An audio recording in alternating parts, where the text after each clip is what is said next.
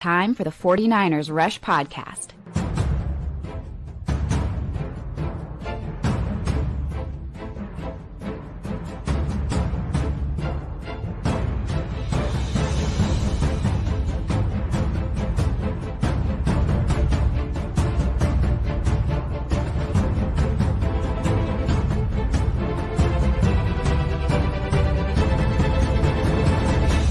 And here's your host, John Chapman.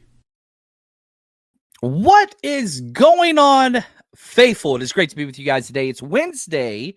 Just finished up the Kyle Shanahan press conference not too long ago. Got all the clips and all those things cut up. We're going to talk about those. So we've got roster moves, which I think is telling. I think we can learn a little bit of positive, negative from that. We've got practice report, who didn't practice, who was limited, who wasn't even on it. I thought that was crazy.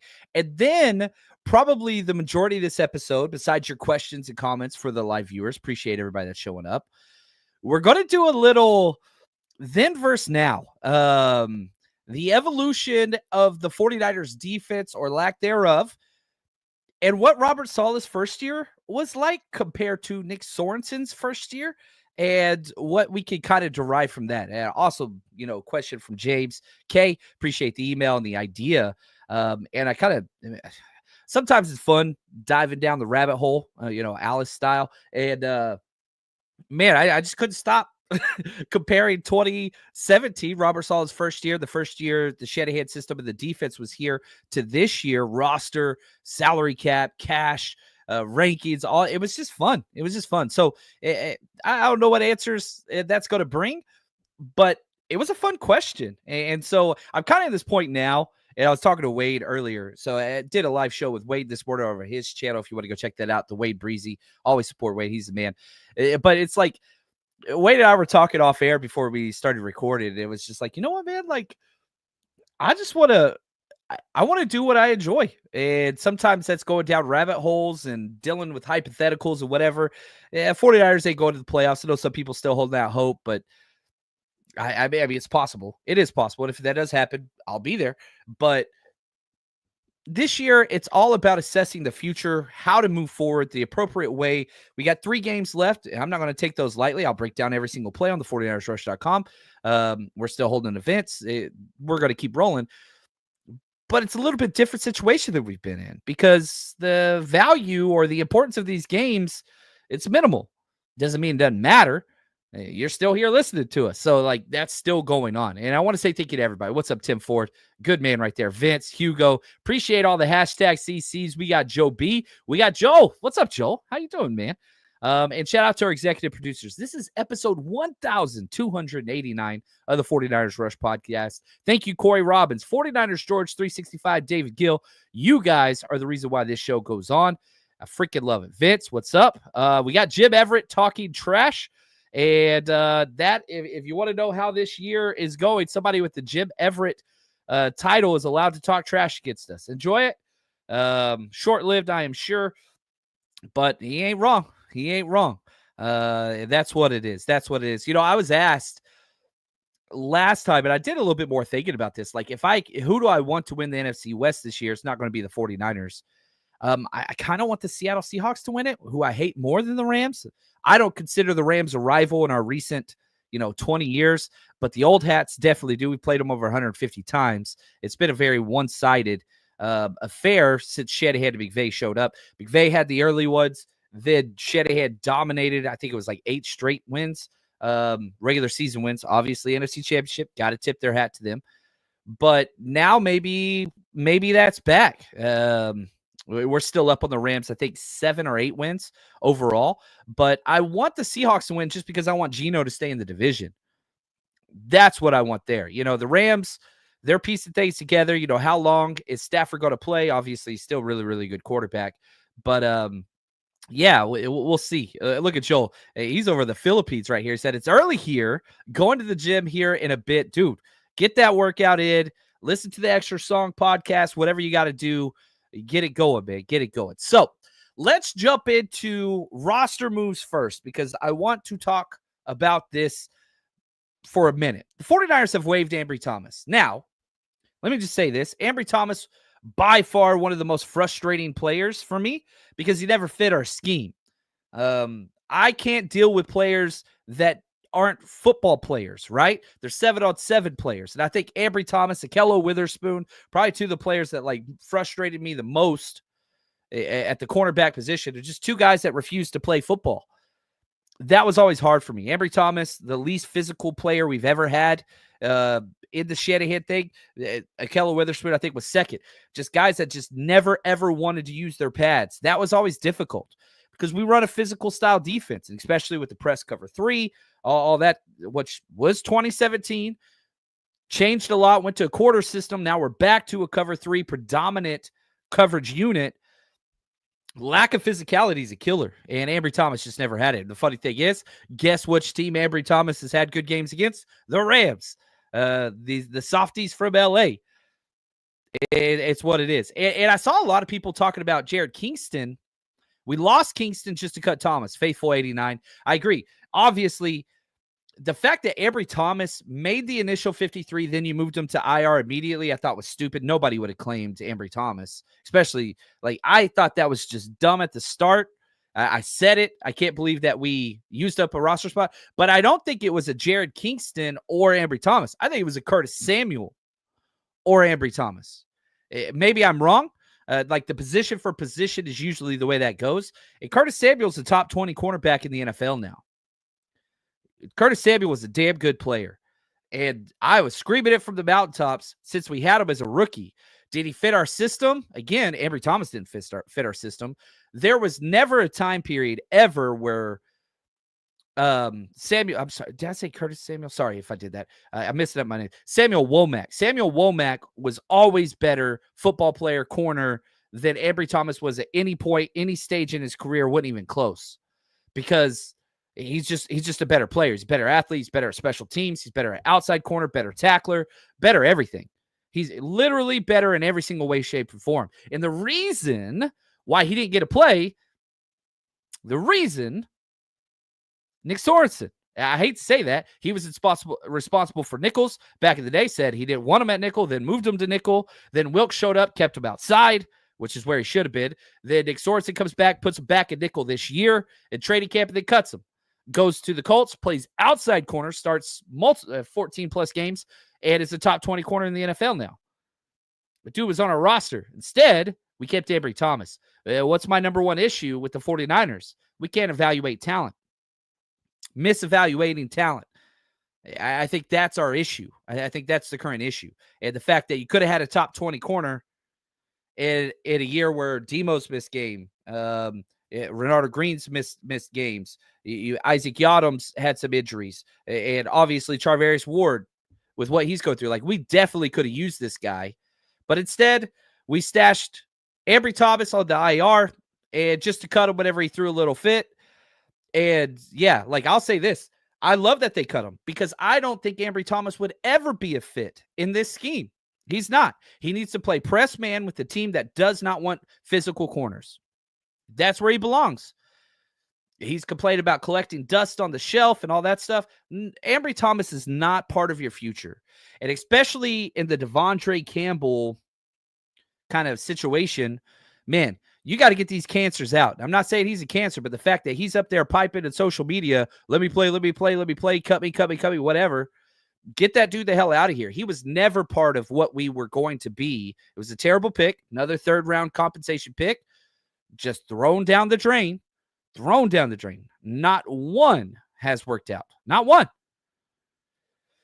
Jorn. What's up, Jorn? Hey, man, good to see you. He says, I'm starting to lose faith in the regime's personnel decisions, players plus coaches included. Yes. You could build the roster, and our roster is solid, obviously. Look at last year. Look at the, 4 out of the last 5 years. And then you can look all throughout this season. I had a full episode, I think, earlier this week where I just said, like, over and over. I think it was last week.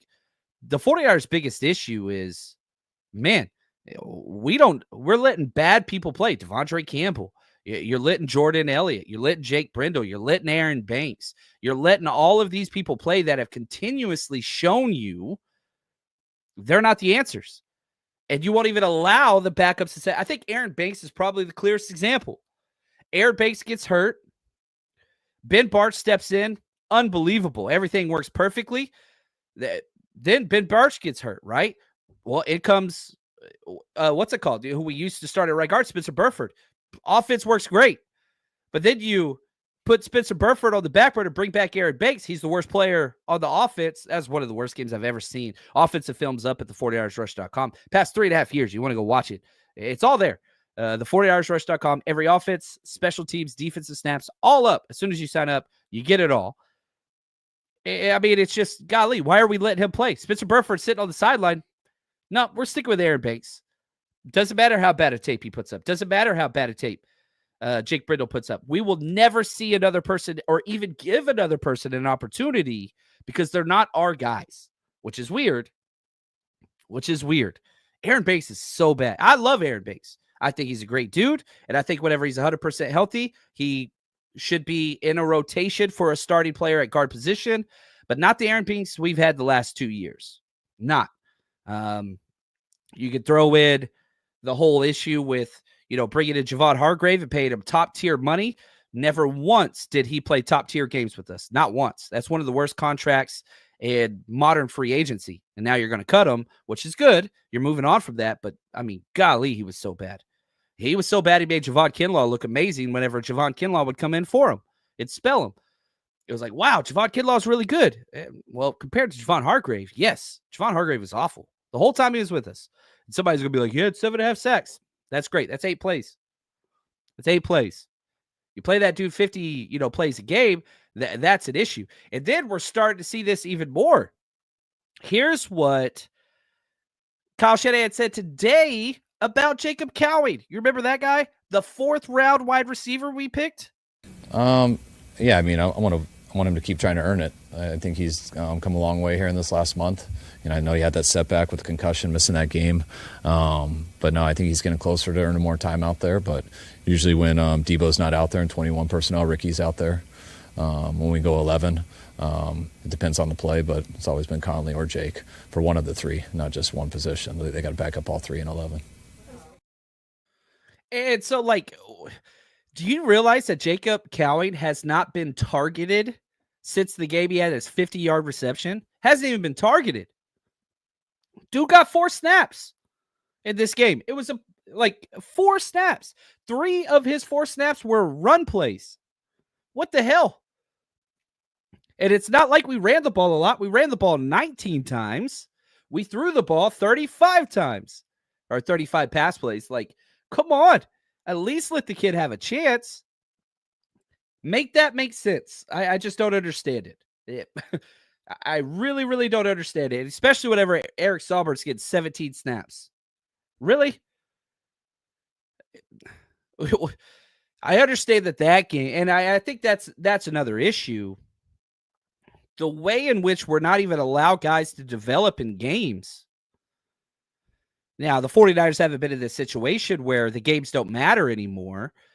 But, we've been blown out by 20+, still not getting young guy snaps. We've been blowing teams out by 20+, still not getting young guy snaps. Help that make sense. Right here, my man Tommy, the Shredder Huxley. Appreciate the super chat. He says, cut Brindle and Banks immediately. Banks is an expiring contract. He'll get $4 to $5 million a year somewhere. That might come back as a 7th or negate another free agency signing.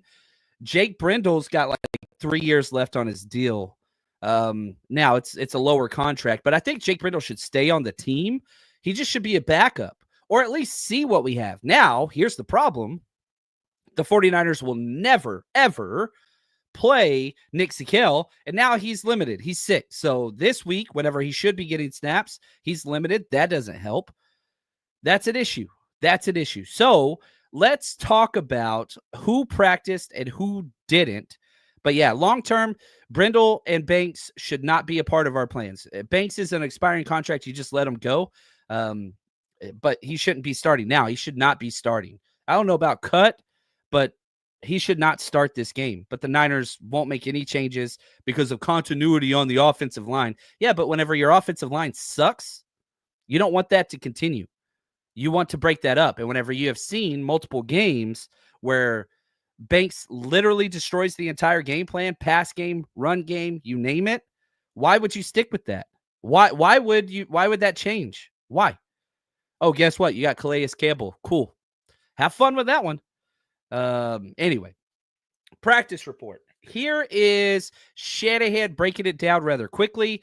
If it's 20 plus seconds. So here's the injury report for today as far as Wednesday, the 18th before Miami game. All right. Injuries for practice today. Trent Williams, ankle, will not practice. Isaac Grendo, hamstring, will not practice. Nick Bosa, hip, oblique, limited. Jalen Moore, hip, limited. Malik Mustafa, chest, limited. Malik. Dre Greenlaw, Achilles, knee, limited. Zakel, illness, limited. That's rough, man. I mean, that's not good. So Trent not practicing, Isaac Rendo not practicing. Like our fifth wide receiver or fifth running back is out. Fifth. Not cool. So Patrick Taylor, Izzy, whoever, Keyshawn Vaughn, you got to run the football to win if you're the 49ers. We are not a pass-heavy team. We have proven that time and time again. We are a running football team. And Isaac Guerrero can't stay healthy. Try to get a shot, can't do it. He had the foot last week. Now he's got the hamstring and soft tissue. Come on, man. That ain't going to do it. Now, maybe he toughs it out, but, oh, man. Now, Trent Williams, Kyle was asked a little bit later on. I didn't cut this clip. Are you shutting down Trent Williams? Is he done for the year? Here's what Kyle said, quote, I mean, if he gets back to healthy, we'd play him, but it's not like that right now. So it's getting closer to being that way, end quote. So don't expect to see Trent Williams out there again this year. I don't think that's necessarily a bad thing. He was still on a scooter Thursday night. You saw him up the thing, sitting in the club seats or whatever, and he had a scooter right next to him. That's not a good sign. That's not a good sign. Man, not a good sign. So that sucks. Then the backup, who's on an expiring contract, tried to get him some play time. Guess what? Jalen Moore, he's out with a hip as well. When you're injured, when your backups are injured, when your backups are injured, and then now we're to the point where our backup is injured. And every team has injuries, okay? So that's not an excuse. Stacking injuries is a killer, right? So having 4 running backs whenever you're quote unquote, look at this, observe nature. Quote, we are a run-first football team, end quote, Kyle Shanahan. No, I don't think I will. I understand that reference. That's a Captain American reference. I love it. No, I don't think we will. Instead, we'll run the ball 19 times and abandon the run in the fourth quarter. Meanwhile, the Rams, whenever they were trailing in the fourth quarter, ran the ball 10 times against us and got the dub. And now we're in first place. We have abandoned the run and abandoned the run and abandoned the run over. I wonder where we are just numerically. Let's see here. And again, we've got like a clip from Kyle talking about why you're not running the ball so much. We're 9th in rush attempts. That's insane. That is insane. That's weird to me. Usually we're higher. Now, here's what Kyle was asked. Like, man, why are you not running the ball more? Because there's not a lot of runs. You only ran the ball 19 times in a game that you were leading by 3 in the fourth quarter. And it was rated, and your quarterback can't play in the rain, by the way. Why the hell would you not run the ball more? I think we only had 1 run for a first down. So I think we had a number of 3 and outs, a number of short drives. Whenever you don't get first downs, whether it's running the ball or passing the ball, you're not going to end up having many runs. And I think we ran for 1 first down in that game. All our first downs were throwing it. I didn't think we blocked as cleanly, but the main thing was not getting enough carries.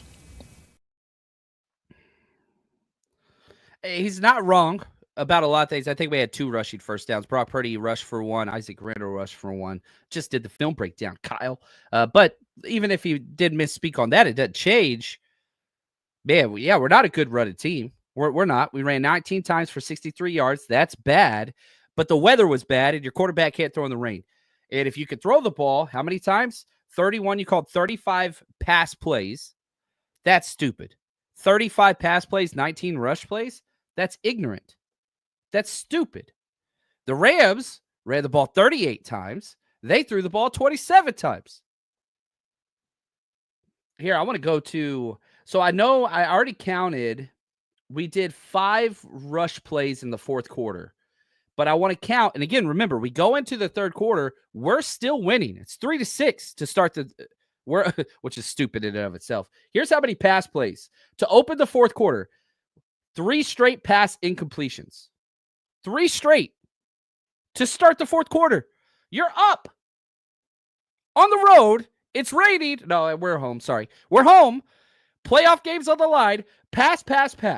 Pass incomplete to Debo. Pass incomplete for Jennings. Pass incomplete for Debo. Fourth quarter, playoffs on the line, whole season. Pass. Okay, so that's 3 passes. Let's go to the next drive. You did run the ball a couple times, and yeah, you actually, this is the interception drive. So pass to Pearsall, incomplete, pass, interception. That's 7. Then we're behind. Pass, and then sack. We didn't even get the pass off for the last one. So, 8 pass attempts. And again, whenever it was tied, pass. Fourth quarter. Stupid, man. And you're not running the ball well, but were you passing the ball well? Brock Purdy had a 4.7 passer rating on deep passes, 1 for 8 in the raid, and you just kept chunking it deep. Even the interception play, which I thought was funny.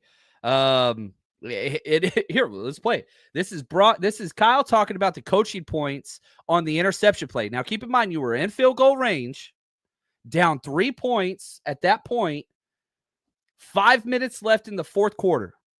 If you make the field goal, it's tied 9-9, and then he chunks it. It was 2nd and 10.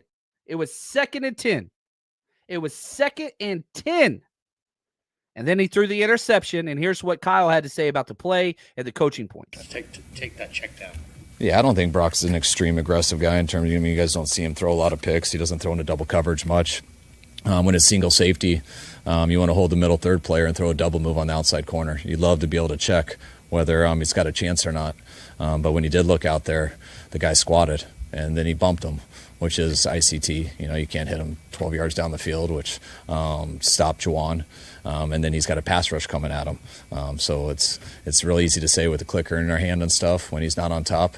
But to hold his safety and then look out there, see a guy at a dead stop, and then have a 2 technique coming right at you, he's going to let that go. And what you coach, so in the heat of battle, I always tell the receivers, worst case scenario in situations like that is offensive PI. It's never a pick. I don't care if you have to tackle the guy. So the first thing I look at is, does Juwan stop on the play, because he's got to protect Brock, and so we can at least survive it and have a chance to overcome the penalty. And he couldn't get to it once he stopped him there at the 12-yard spot. Couldn't catch back up, and I'd love Brock to check it down, but the protection's got to be a little bit better for him to see all that, and the corner did stop. So it was just an unfortunate play. Yeah, there's a lot I disagree with that. I'm not saying he's wrong, but you have to take into account this dude has thrown the worst passes ever deep that whole entire game. 3 underneath checkdowns, wide open right in front of him. The first read should not be a stop and go when you're in field goal range in the fourth quarter. I like to play for the win. That's huge, but not with the quarterback that can't throw in the rain. And the rain was picking up at that moment. I really didn't like that. I thought it was dumb. I really did. It was 2nd down. Wasn't like it was 3rd down. Wasn't like you had to have 4 points to win. No. You were in tied position with 5 minutes left in the game, and you just pissed it away. It was a bad decision. Not that a double move's a bad decision. Double move to Juwan Jennings with off-man coverage. Yeah, he was sitting there flat-footed, but he still had position. Wasn't a great route from Juwan either. It was a lot wrong. It was a lot wrong with that. It was a lot wrong with that. You should have used the speed guy. Jacob Cowan would have been fine there. But I don't have a problem throwing to Juwan Jennings. But it was just bad. It's just so much of it was bad. And we got Dodd Burr in the house. What's up, bro? He says, Detroit versus everybody. 17 defensive players on injured reserve. No crying. Let's go. Yeah, that's huge. But Shanahan has repeatedly used the injury thing as an excuse. Man, Detroit's defense is more injured than ours. Do they have the superstars we have? No, but they still have a top-tier defense with 17 guys out. It's not an excuse for them, but Nick Sword said, it's not his fault. Nick Bosa, it's not his fault. We just got to get our guys back. That's bullshit, man. That's weak. There's no accountability. I'm with you, Don. I'm with you. I do not understand how people, and again, I always get blamed for being a Shanahan apologist. I've just spent 10 minutes telling you why I disagree with them. Completely. Completely. Um, man. It's what it is, man. It's rough out there on these streets. Injuries ain't a reason. And yeah, Val, I think Trent Williams is done. It's time to look at some of the other guys. I really, really do think that it is. It's time to see what you could get. Jalen Moore's got an opportunity for him, and now he's injured. So, rough. Now, good news. We're going to now jump back in the DeLorean, if you will. I want to look back at 2017. I had a great question talking about the difference between Robert Saleh's first year and Nick Sorensen's first year. But before we do so, man, the 12 Days of Christmas start today over at MyBookie. While other books make promises, MyBookie delivers. This holiday season, the deck is in your favor with MyBookie's 12 Days of Christmas. Festive lineup and can't miss opportunities for bettors to cash in. Risk-free Thursdays, NFL bets that you could bet, and if you don't hit, guess what? You don't lose any money.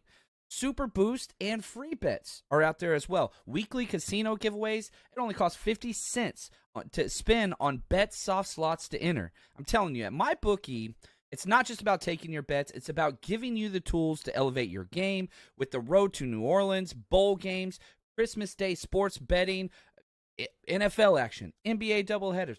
It's your season to win. And with the 12 Days of Christmas, which starts on December 19th, so don't wait, lock it in today. Use promo code 49ERS, 49ers, with your first deposit. MyBookie will give you a little extra to start your holiday hot.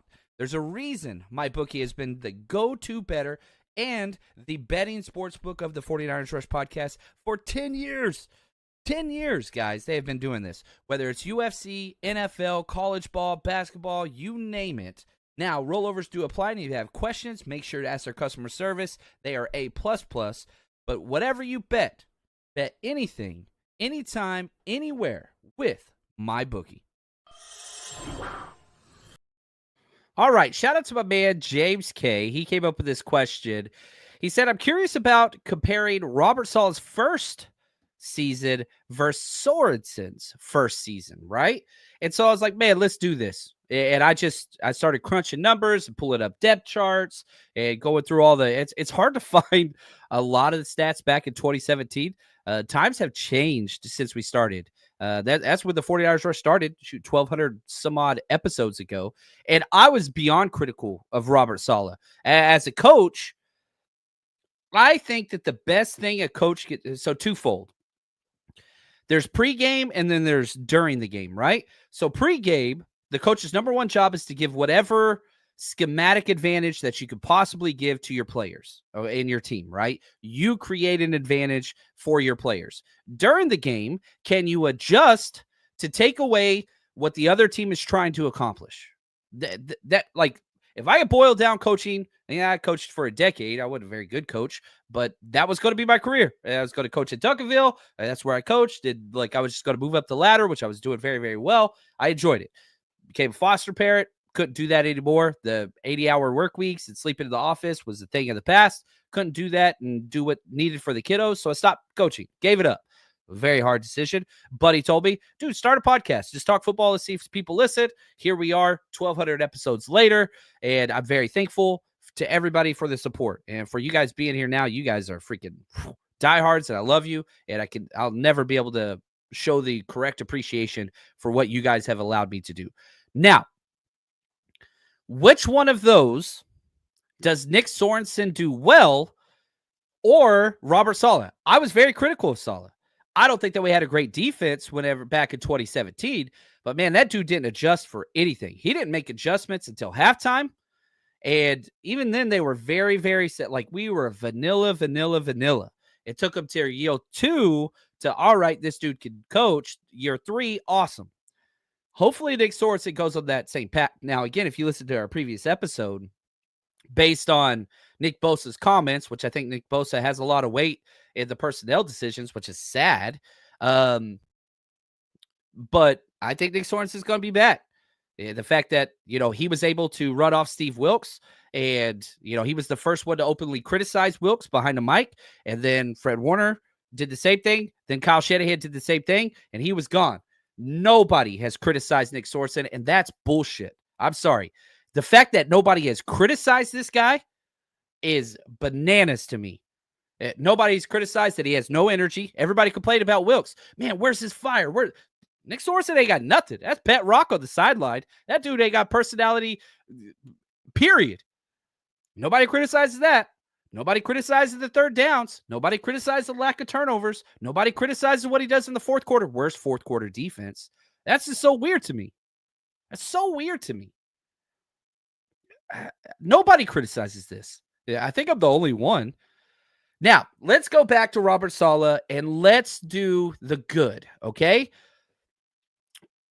Here's this defense, okay? I'm just going to go through the starters week 1 for the 49ers, the 2017, the first defense of the Kyle Shanahan, Robert Saleh era. Are you ready for this? Y'all ready for this? Okay, here's the good, the defensive line. Armstead and Buckner, incredible. Earl Mitchell, Solomon Thomas. Those were your starters. Eli Harold, Reuben Foster, you remember him? And Brock Coyle. Brock Coyle was the starting linebacker for us. Akello Witherspoon, one of the softest players in the NFL.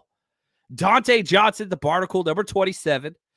Eric Reed and Jimmy Ward. That was our starting 11. Not great.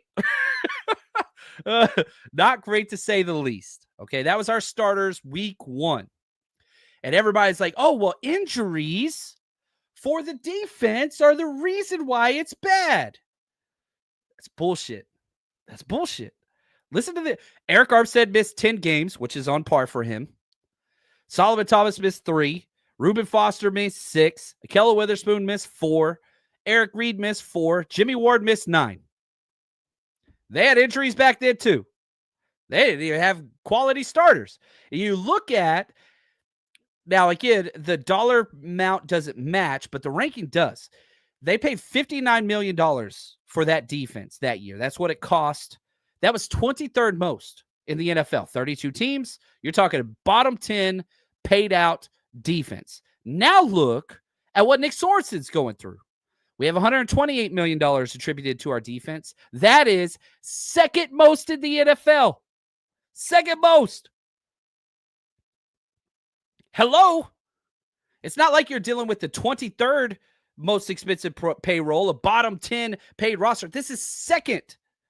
Second. Robert Saleh, now, it wasn't a good defense back in 2017. Here's the good. They were 16th in fourth quarter scoring, which is way better than us. They were 18th in rushing touchdowns allowed, which is way better than the current 49ers. Bad, and there's a lot of bad back in 2017. That was a terrible team. 25th in points allowed, 24th in yards allowed, 29th in first downs, 22nd pass yards, 24th yards per pass attempt. Third downs, we were 30th. Red zone, we were 26th. About where it should have been. But it was a bad roster, and you had injuries. And you didn't have the players. Now, let's go to Nick Sorensen. Here's the good. Third in yards allowed. If you are a Sorensen truther, that means you're probably on the 49ers payroll. It's, hey, we don't give up a lot of yards, right? The age-old adage for defensive play is bend but don't break. Ours is the exact opposite. Break, just don't bend. First quarter, second quarter is all that matters. First and second down, that's all we care about. Third down, fourth quarter, nah, break. Just don't bend. We don't give up yards. Fourth in first downs, a lot of 3 and outs. Second in passing yards, teams just run on us nonstop. Fourth in yards per pass. We're great on first and second down. Now here's the bad. Keep in mind, second most expensive defense in the NFL. Second most expensive defense in the NFL. We're 17th in points, which is slightly below average. 14th in turnovers. We don't even get turnovers anymore. Back-to-back years, we led or were tied for most turnovers. Returned most of the same people. Went from first to 14th. 29th in rush touchdowns allowed. Literally that group that I just read to you, from 2017 was better, considerably better. 25th in third downs, awful. 30th in red zone.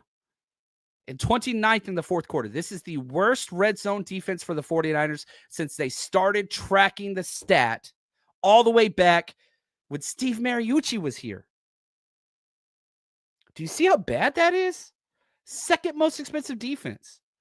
So the question, James, my man, curious about comparing Salah's first year versus Sorensen's. Salah was better with worse. Or Salah was comparable with worse. And we know what happens with Salah the second and third year. And right here, yeah, Monkey Boy. Injuries play a big part as to why we aren't as good, but coaching needs to do what we have to do. Again, guess what, guys? Let's go to the fighting Don Burrs. Where's he at on here? They have 17 defensive players on IR. 17 on IR. Do y'all know where we are? I'm going to show you. I'm going to count them out. They have 17 on injured reserve. Let me scroll down. We've got a lot on injured reserve. Hargrave, Odom, not a starter. Henry Thomas not on there anymore. Kevin Givens, Darrell Luter, not a starter. Tatum Bethune, Corey Robinson. We have 6. We have 1 starter. One starter.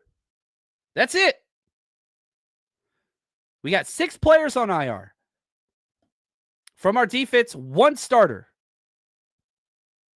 Everybody, then I know somebody's like, well, Dre and Huff, they were out for a long time. Yeah, they were. 2 starters are down and you suck? We're not the 5th most expensive defense. We're not 10th. We're not average. We're the 2nd. But let's stick with this guy. It's funny because, okay, I'm a film guy. I break down the film. You guys know it. That's what I do. That's all I do. Every time I watch the film, every time I watch a press conference of that guy, every time I get a question like this, I lose faith. He's worse after any type of analytical or observation. That's not good. And now that Nick Bosa's out with his emo self, Val, I do think he will play. He was limited today. He played fully last week. He'll play. Saying, I think we need our guys back. Like, your criticism of Shanahan and surrounding him of yes men is valid. Very valid. He is team nepotism all the way. He is surround himself the Shanahan loyalty program. And even Devondre Campbell, who quit on his team, was part of the Shanahan loyalty program all the way back in Atlanta, where Shanahan was the OC his rookie year. He knew what he was. Now, it was the third thing that they stayed with. But now we're getting players that have say in game plan, like Debo and Brock Purdy and now Nick Bosa. What they say goes. I don't like that, man. Oh, right here. Josh tried to piss me off. I love you, Josh. I know you know that. He says, John, don't you think we should add kickers and punters to the draft book this year? Dude, you tried to make me throw something on this thing live. You crazy man, you. We have started our draft research, which is wonderful and gives me hope for the future. Niners have 11 picks, and I think that the future is fine. You return a lot of these players. You know, Shanahan and Sorensen have proven they cannot operate unless they have everybody, which is frustrating. But the draft getting 11 picks is huge. I think that's going to be huge. I really, really do. And I think the Niners have enough base. That's why you don't change coaches. That's what change coordinators, but you don't change the Shanahan thing. I wouldn't change it now. You do this another year. You have, if 2025 is like 2024, then cool. Right now, no. Oh, what's up, man? Shout out to my man, David Waller. Appreciate you. Longtime teacher friend, great man. He says, how can you go from everything is so great to have the same record as the Cowboys? David is a Cowboys fan, by the way. And so that goes with that. Asking for a friend or just me. Yeah, it's a bad year whenever you have the same record as the Cowboys. And it's so funny. Like, y'all talk about Shanahan. The Cowboys are honestly considering keeping Mike McCarthy. As bad as we had, thank you, David Waller. They're actually talking about keeping Mike McCarthy. And, I'm doing all the research, and shout out to Josh again, getting, still doing a game plan and all that kind of stuff and scouting report on the Dolphins. And you know what's funny? Like Mike McDaniel, who I love, I would love for him to come back. But like, here's what's crazy. He's nowhere on like the fire, whatever. Mike McDaniel's not going to get fired from the Dolphins. Guess what? He has 0 division titles. He has 0 playoff wins. It might be on the hot seat, but I think they're bringing him back. Mike McCarthy should have been fired years ago, but they're bringing him back. Shanahan just was in the Super Bowl. They're bringing him back. You have another year like this, we'll see. But Shanahan has 8 playoff wins, 2 NFC titles, or 2 Super Bowl appearances, whatever you want to say, 4 NFC championship appearances. Golly, man. Right here, Bobo. So what? Niners are keeping Brian Schneider and Nick Sorensen. One of them's got to go. Both of them should. One of them has to. Brian Schneider has no reasons, man, to stay. Slick. JC, if the 49ers do part ways with Sorensen, what do you think of Dante Hittner to replace him? Not as a DC. His first coaching job, not as a DC. Not that I wouldn't be opposed to hiring Hittner as a DB coach, but I do want to keep Bullocks. I like Bullocks. But yeah, getting Hittner somewhere out there for sure. But like, yeah, you don't jump into the DC. Like Sorensen was with the Niners for a long time, misevaluated a lot of nickel corners, did a terrible job. But man, I would love to get Hittner back if he wanted to coach. He's very vocal. He's very, he's active and watching the Niners and being in the community. So I would totally be down with giving him a job. Like, I like sticking with old players, but you got to ask a question. Has he done anything with Kyle Shanahan or his dad? Because if he hasn't, then it doesn't matter. That's all that matters. You're only part of your resume. Do you know the dad? Do you know Kyle?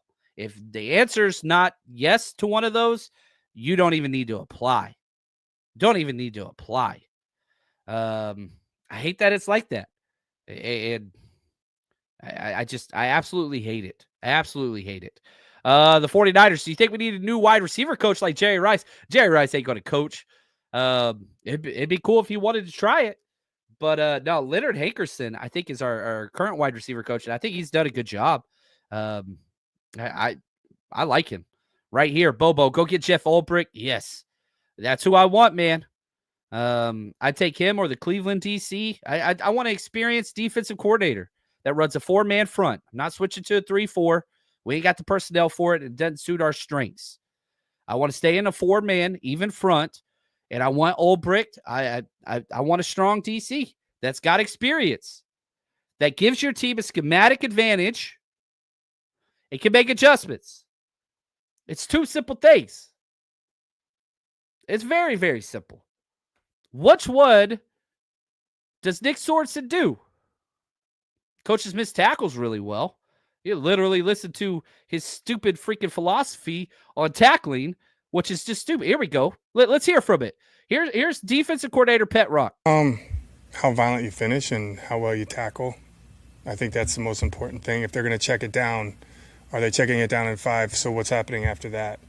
Is he getting hit? Are we punching it out? Are we hitting him with, 2-3 guys on a compression tackle? What's the stack monster? How are our D-line coming out? Are they hitting them too? So what do those look like when they're throwing it is what matters. Whether it's an RPO or perimeter screen, if they're going to catch it at 5 and get 8 or 9, that's not good. All I heard was we're going to take the most simple concept of football, which is physicality, and force you to think about every situation possible to where players play slow and missed tackles are prevalent. We're one of the worst tackling teams in the NFL since he showed up. No change from last year to this year besides him.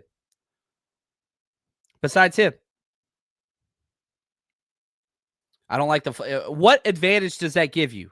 Think about what the situation is when you're tackling. Think more. It hasn't worked. And